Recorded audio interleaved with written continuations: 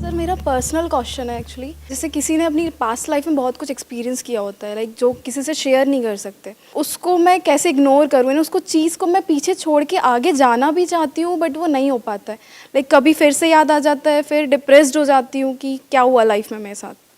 तो वो चीज़ें मैं कैसे निगलेक्ट करूँ, उसको पीछे करके मेरे को आगे बढ़ना है, चाहती हूँ मैं बढ़ना, बट वो पीछे कर देती है। मतलब मैं चाहती हूँ कि ठीक है अभी मुझे काम पे कंसंट्रेट करना है, तो जब तक मैं बिज़ी हूँ ठीक है। तो लोग 24 आवर्स तो नहीं रह सकते ना, मैं सोने भी जाती हूँ तो वो चीज़ें याद आती है और फिर नींद नहीं आती है। हाँ, नींद नहीं आती है। Please have a seat. Emotional pain है, वो जाता नहीं है, वो बार बार रह रह करके जैसे ही याद आता है उसके साथ में जो भी कुछ हुआ था उस टाइम पे, जो आपने एक्सपीरियंस किया था, तो वो सारी फीलिंग्स, वो सारी सेंसेशंस, वो सारे इमोशंस ट्रिगर हो जाते हैं। फिर हमको ये नहीं पता है कि वहां से बाहर कैसे आना है। हमको पता है कि वहां से बाहर कैसे आना है। और सर उससे रिलेटेड फियर्स भी होने लगते हैं आगे फ्यूचर में भी। हाँ, उससे रिलेटेड फियर्स भी होने लग जाते हैं, रिग्रेट होने लग जाता है कि मैंने ऐसा क्यों किया, अगर मैं ऐसा नहीं करती तो शायद ये नहीं होता, या उसने मेरे साथ ऐसा क्यों किया। ऐसे ऐसे थॉट्स आते हैं माइंड में। तो अब इसका क्या सोल्यूशन है? इनका जो प्रॉब्लम है वो सेम सबका प्रॉब्लम है। वो पास की जो चीज़ें वो हमें पीछे खींचती है, लेकिन मैंने थोड़ा ये किया कि मैंने सब भूल जाने की कोशिश की। भूल जाना है तो ये भी हुआ कि जो चीज़ भूल जाना है वो बोलते हैं वो ज़्यादा आती है, तो अभी वो हो रहा है कि भूल जाना है लेकिन वही याद आता है। जितना आप उसको भूलने की कोशिश करोगे उतना ही ज्यादा याद आएगा। तो भूलना सोल्यूशन नहीं है। क्या भागना सोल्यूशन है? जगह चेंज करना। भागना मतलब जगह चेंज करना। आप कहीं भी जाओगे पहले ये समझो कि वो मेमोरी है कहां पर, अंदर है या बाहर है? अंदर है। हाँ। अगर तो बाहर होती तो उससे पीछे छुड़ा सकते हो आप। कोई पर्सन है उससे आप पीछे छुड़ा सकते हो। उसको उल्टा सीधा बोलो, बोलते रहो बोलते रहो बोलते रहो, वो भी गए हो जाता है ना, अपने आप ही एक डिस्टेंस मेंटेन हो जाता है। उससे लड़ाई झगड़ा करो, उसको मारो पीटो, जो मर्जी करो, ये सब बाहर है। अंदर क्या करोगे? किसको मारोगे, किसको पीटोगे, कहां भागोगे? यहां से भाग करके आप कहीं चले भी गए, कहीं दूर भी चले गए, तब भी वो तो अंदर यहां पड़ी हुई है। और जितना भाग रहे हो वो अंदर ही अंदर और बढ़ती चली जा रही है। उसका डर आपके अंदर और बढ़ता चला जा रहा है, तभी तो भाग रहे हो। तो ये भी सोल्यूशन नहीं है। तो बचा क्या? फेस कौन कर रहा है? क्या आप उससे अलग हो? क्या वो जो मेमोरी आपके अंदर पड़ी हुई है, आपके अंदर जितनी भी मेमोरीज पड़ी हुई हैं, अगर वो सारी मेमोरीज में निकाल दूं तो आप हो क्या? आप कहते हो मैं डॉक्टर हूं, किस बेस पे? आपके अंदर मेडिकल फील्ड की नॉलेज पड़ी हुई है। अगर वो मेमोरी निकाल दो तो आपके नाम के आगे से डॉक्टर हट जाएगा। तो all your memories put together is you, जिसको भी आप अभी मैं बोलते हो। उसके अलावा और आपकी क्या रियलिटी है? अगर सारी मेमोरीज आपके अंदर से निकाल दी जाए, याददाश्त चली जाए, तो आप क्या बोलोगे? मैं आपसे पूछूंगा आप कौन हो। लैंग्वेज तक की मेमोरी निकल जाए, आप कौन हो, तो आप देखते रहोगे बजर बट्टू की तरह कि ये क्या हो रहा है। ये कुछ अजीब सी आवाजें अंदर से आ रही है, समझ ही नहीं आएगा आपको, तो कोई जवाब भी नहीं दोगे। क्या सोचोगे उसके बाद में? तो यू आर योर मेमोरी, जिसको भी आप मैं बोल रहे हो, you are not different from it. ये बात जब हमको गहराई से समझ आ जाती है तो वहां पर कुछ करने को नहीं रह जाता है। And this struggle of being free from memory comes to an end. आप क्या चाहते हो? मेरे अंदर से सारी बुरी मेमोरीज निकल जाएं, अच्छी पड़ी रहे। अच्छी भी छोड़ने के लिए क्या हम तैयार हैं? ना जी ना, अच्छी कैसे छोड़ दें? छोड़ने का कोई तरीका भी नहीं है। तैयार भी हो तो उससे भी क्या होगा? आप कहोगे हाँ मैं तैयार हूं, निकालो जी क्या रास्ता है। नो वे जी। और मेमोरीज ही अगर आपके अंदर से निकल गई तो आप में और एक जानवर में फर्क क्या है? खाओगे पियोगे निकालोगे, खत्म। सोच नहीं सकते। You can't think without memory. So this mind, whatever you call it as mind, your thoughts, your feelings, your emotions, it is all connected to memory. अगर तो मेरी वो मेमोरीज मुझसे अलग है, चाहे अच्छी चाहे बुरी, तो मैं कुछ करूं। अगर वो मैं ही हूं, अब क्या करूं? यानी कि मैं कुछ नहीं कर सकता खुद से पीछा छुड़ाने के लिए, क्योंकि मैं ही वो मेमोरीज हूं। ये बात जब आपको गहराई से समझ आ जाएगी तो all your effort comes to an end to fight with your memory. लड़ोगे आप किससे? कोई दूसरा चाहिए ना लड़ने के लिए? लड़ने के लिए दो लोग चाहिए होते हैं, एक ही काफी है। जहां पर एक ही है वहां पर कैसे लड़ाई होगी? वहां पर डर कैसे होगा? अगर वो मेमोरीज मुझसे अलग हैं तो वो मेरा कुछ बिगाड़ सकती हैं। अगर वो मैं ही हूं तो मैं खुद का क्या बिगाड़ूंगा? पानी पानी को कैसे मारेगा? आई बात समझे? अगर मेरी बातें गहराई से कोई समझ पाए तो this effort this struggle immediately comes to an end. मतलब अब वो मेमोरीज चाहे बुरी से बुरी है, चाहे अच्छी से अच्छी है, रहे तो रहे, ना रहे तो कोई बात नहीं। आंखों से आप जो भी कुछ देखते हो उसका आंखों के ऊपर क्या असर होता है? आंखों से आप एक टॉयलेट को देखते हो, फिर एक मंदिर को देखते हो, क्या जब मंदिर को देखते हो तो आंखें प्योर हो जाती हैं? और टॉयलेट को देखते हो अपनी आंखों से तो क्या आंखें गंदी हो जाती हैं, इम्प्योर हो जाती हैं? ये बात हमको आई, पकड़ में आई? ये बातें हैं छोटी छोटी, बट अगर ये समझ में आ गई, क्योंकि अंदर की दुनिया में सिर्फ समझ ही सॉल्यूशन है। प्रॉब्लम क्या है, जो बाहर की दुनिया के पैंतरे हैं वो हम अंदर की दुनिया में लगाने की कोशिश करते हैं और हम फंस जाते हैं। बाहर की दुनिया के क्या पैंतरे हैं? कोई भी काम करना है, एक्शन लो, ये करो, वो करो, वो करो, वो करो, वो करो, इट्स ऑल अबाउट करो करो करो करो करो करो करो, ये करो तो ये करके ये होगा, फिर ये करो, फिर ये करो, फिर ये करो। अंदर कुछ करना ही नहीं है, सिर्फ समझ लेना है। जैसे भूत, अगर भूत एक्चुअल में है तो कुछ करना है, अगर भूत है तो भूत किसके लिए है? जो कभी समझने की कोशिश ही नहीं करते कि भूत है या नहीं है, बस मान लिया है। मूवीज देखी, बचपन में सुनी कहानियां और मान लिया कि भूत है। तो जिसके लिए भूत है उसको भूत दिख भी सकता है, उसके ऊपर भूत चढ़ भी सकता है, उसको भूत से फ्री होना है, कई जगह पे जाके मत्था टेकना है, बहुत कुछ करना है। लेकिन अगर कोई इस सच को देख ले कि भूत है ही नहीं, उसको क्या करना है? तो दोनों में फर्क समझ आया? करना और understanding, which is not doing anything, which is just seeing things as it is. मतलब आंखों का क्या काम है? सिर्फ दिखा देना, अच्छा है बुरा है, उससे आंखों को कोई फर्क नहीं पड़ता है। ऐसे ही ब्रेन का काम है जो भी अंदर स्टोर्ड है उसको दिखा देना। और कुछ भी दिख जाए उससे ब्रेन को कोई फर्क पड़ता है क्या? तो डर क्यों रहे हो?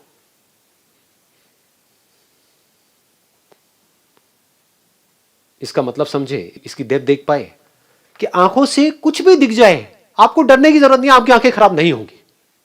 ऐसे ही ब्रेन में किसी भी तरह की कोई भी मेमोरी स्टोर हो जाए और वो मेमोरी बार बार प्ले हो जाए, उससे ब्रेन को कोई फर्क नहीं पड़ने वाला, क्योंकि ब्रेन का काम ही यही है। अगर वो स्टोर ना हो, जो दिख रहा है आंखों से वो ब्रेन में स्टोर ना हो, इसका मतलब क्या है? कि ब्रेन हमारी ठीक काम नहीं कर रही, खराब है।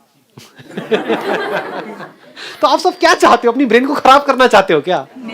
यही तो चाहते हो आप, यही तो आपके क्वेश्चन हैं कि हम भूल जाए। अगर आप भूलने लग गए, समझ गए ना, इसको एक बीमारी बोलते हैं। तो what is illness and what is health? जिसको आप बीमारी समझ रहे हो वो बीमारी नहीं है, वो एक अच्छी हेल्थी ब्रेन की निशानी है। वो मेमोरीज अगर माइंड में प्ले हो रही है, ब्रेन में प्ले हो रही है, तो ये आपकी हेल्थ की निशानी है। इसका मतलब आपकी ब्रेन सही काम कर रही है, परफेक्ट काम कर रही है, नॉर्मल है। ये नॉर्मल है जिसको हम एबनॉर्मल समझ रहे हैं, और उसके लिए हम दवाइयां खा रहे हैं कि वो प्ले ना हो, वो एबनॉर्मल है। बात समझ में नहीं आई? दवाई खा करके अपनी ब्रेन को डल कर रहे हैं, या दारू पी करके भूल जाने की कोशिश, यही तो होता है। और क्या होता है? तो दारू पी करके जो एक बेहोशी वाली स्टेट होती है वो नॉर्मल है, या बिना दारू पिए होश में जब आप हो और जो भी कुछ हो रहा है अंदर वो नॉर्मल है? वो नॉर्मल है। वो नॉर्मल है। लेकिन अगर इस नॉर्मल को हम एबनॉर्मल समझे तो इस गलत समझ का क्या इलाज है? लगाओ दिमाग, कौन सी गोली खाओगे जिससे ये समझ ठीक हो जाएगी? कहां जाओगे, क्या करोगे जिससे समझ ठीक होगी? कोई भी चीज अगर उसके बारे में आपकी समझ ठीक नहीं है, उसको गलत समझ लिया है कुछ और, समझ कुछ और लिया है, उसका क्या इलाज है? वहम का क्या इलाज है? आई बात समझ? जैसे यहां पर मान लो कुछ है, ये पैटर्न सा बना हुआ है, और आप में से किसी को वहां पर बड़े ध्यान से आप देख रहे हो, मेरी तरफ ध्यान नहीं है, वहां पर देख रहे हो, और आपको वहां पे छिपकली नजर आ रही है और उससे डर रहे हो, उसका क्या इलाज है? पूरी दुनिया आकर के बोलती रहे नहीं है, लेकिन मेरे लिए तो है। पूरी दुनिया बेवकूफ है, ये संदीप महेश्वरी सबसे बड़ा बेवकूफ है, इसको कुछ पता ही नहीं है। पकड़ के रखा हुआ है अपने ही बिलीव्स को कि आपको पता नहीं है मेरी सिचुएशंस क्या है। आप किसको जस्टिफाई कर रहे हो? अपनी उस छिपकली को जस्टिफाई कर रहे हो जो है ही नहीं, और खुद ही दुखी हो रहे हो। जब ये हमें समझ आ जाता है, गहराई से समझ आ जाता है, तो क्या होता है? ये बॉडी अब आपके पास में एक इंस्ट्रूमेंट के जैसी आ गई है आपके हाथ में। अब आपको मजा आएगा खेलने में, अब आपको एक्चुअल में समझ आ रहा है कि किससे फर्क पड़ता है, किससे नहीं पड़ता है। यानी कि अगर एक्चुअल में कोई आपकी बॉडी को खतरा होगा तो वहां पर आप लड़ोगे भी, एक्ट भी करोगे, बहुत कुछ करोगे। ये नहीं कि बूंदों की तरह बैठे रहोगे। If there is a danger to your body because of whatever reasons, there you will take the action what is required. But जब आपको समझ आ रहा है मेरी ब्रेन में कुछ मेमोरीज प्ले हो रही है, उसमें से कुछ अच्छी है कुछ बुरी है, वहां पर किसी एक्शन की जरूरत नहीं है, क्योंकि ब्रेन अपना काम ठीक कर रही है। अब ब्रेन में मेमोरीज प्ले होना बंद हो गई, अब मेरे को डॉक्टर के पास जाना है।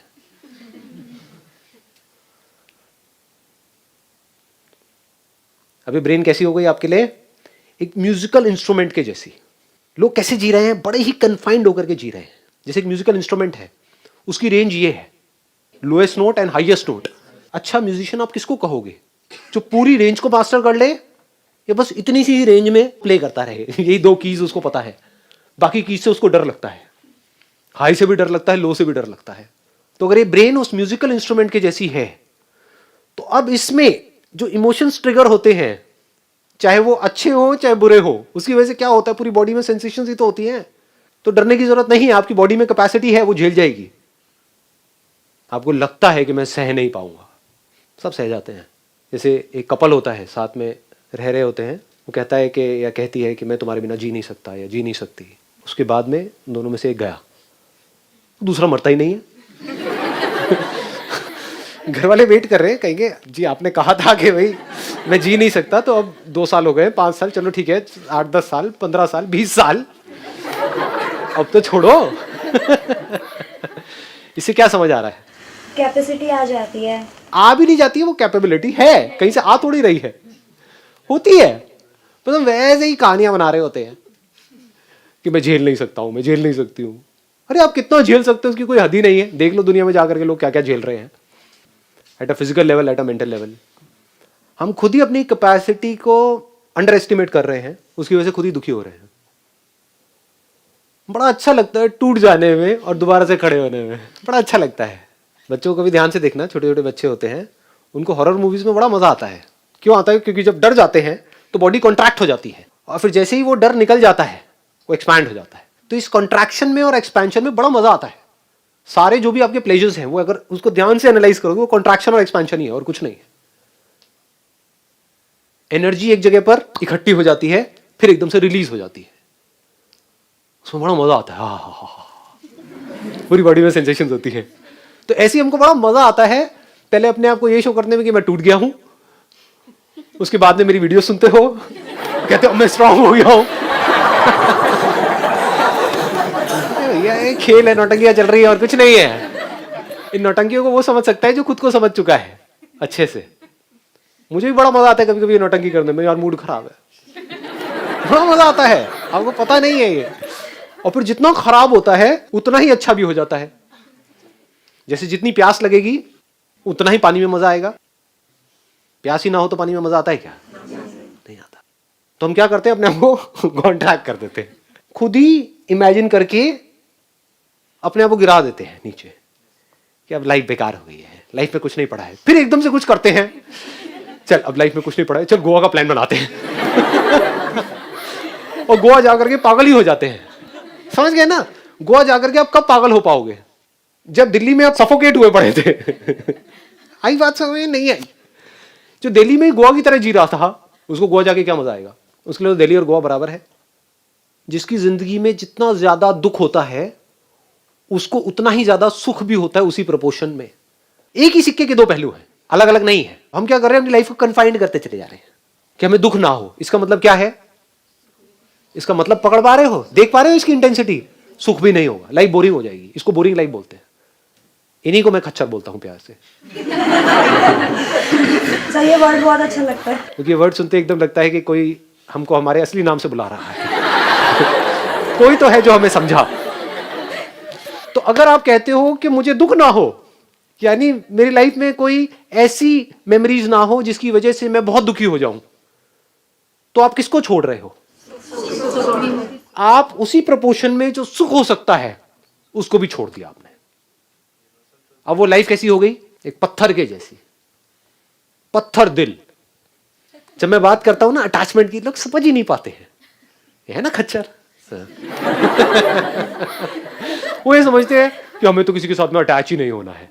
अरे नहीं, जुड़ जाओ तो पूरी तरह से जुड़ जाओ, और जब पूरी तरह से जुड़ोगे तो क्या होगा, वहां पर दुख भी पूरा होगा, सुख भी पूरा होगा। इसको बोलते हैं एक ऐसा दिल जो पत्थर के जैसा नहीं है।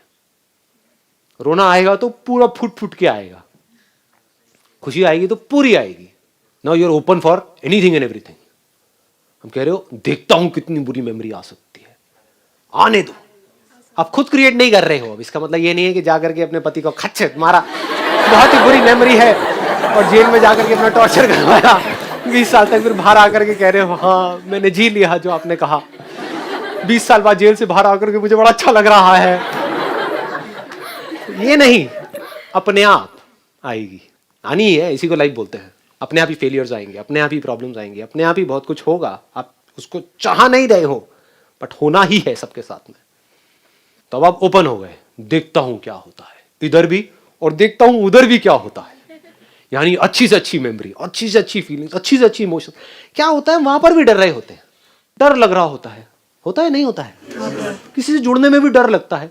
अलग हो गए तो पता नहीं क्या होगा, क्या होगा, दुख होगा जितना दुख होगा वहां पे उतना सुख भी होगा। तो जब जुड़ोगे तो पूरी तरह से जुड़ जाओगे। खेलो इस ब्रेन के साथ में, देखो इसकी possibilities, then you will get to know के इस ब्रेन को जितना आप समझते हो ना, उससे बहुत ज्यादा पॉसिबिलिटीज है। आपको इस ब्रेन में जैसे भी थॉट्स आ रहे हैं, जैसी भी फीलिंग्स आ रही हैं, जैसे भी इमोशंस आ रहे हैं, आने दो। और अब आप खेल खेल में क्या कहोगे, मुझे स्टॉप वॉच आपने ऑन करी अपने मोबाइल में और कहा कि अगले 10 मिनट तक ये जो मेरी सबसे बुरी मेमोरी है, जिससे मैं सबसे ज्यादा डर रही हूं या डर रहा हूं, इसको बनाए रखना है 10 मिनट तक। करो कोशिश। उल्टा होगा सर। आई बात पकड़ में। तो तब आपको पता लगेगा कि मैं कितनी बड़ी झूठी हूं, मैं कितना बड़ा मक्कार हूं। मैं बोलता हूं कि वो मेमोरीज जाती नहीं है, जबकि सच क्या है कि वो मेमोरीज टिकती नहीं आती तो है, टिकती नहीं है। आती है लेकिन उसको जाने से मैं रोक नहीं सकता हूं। This is the reality. रोक के दिखा दो किसी भी मेमोरी को। 10 मिनट तक वो मेमोरी हिलनी नहीं चाहिए आपकी ब्रेन में से, पड़ी रहनी चाहिए, नहीं रह सकती। जैसे ये खेल खेलोगे आप देखोगे वो मेमोरी छूट रही है, अब आप उसको पकड़ोगे, नहीं जानी चाहिए, लेकिन वो छूटेगी। और एक बार इस तरीके से छूट गई आपकी वो मेमोरी जिससे आप सबसे ज्यादा डरते हो, तो आपके अंदर से जो भी आज की डेट में सबसे बड़ा डर है वो निकल गया हमेशा हमेशा के लिए।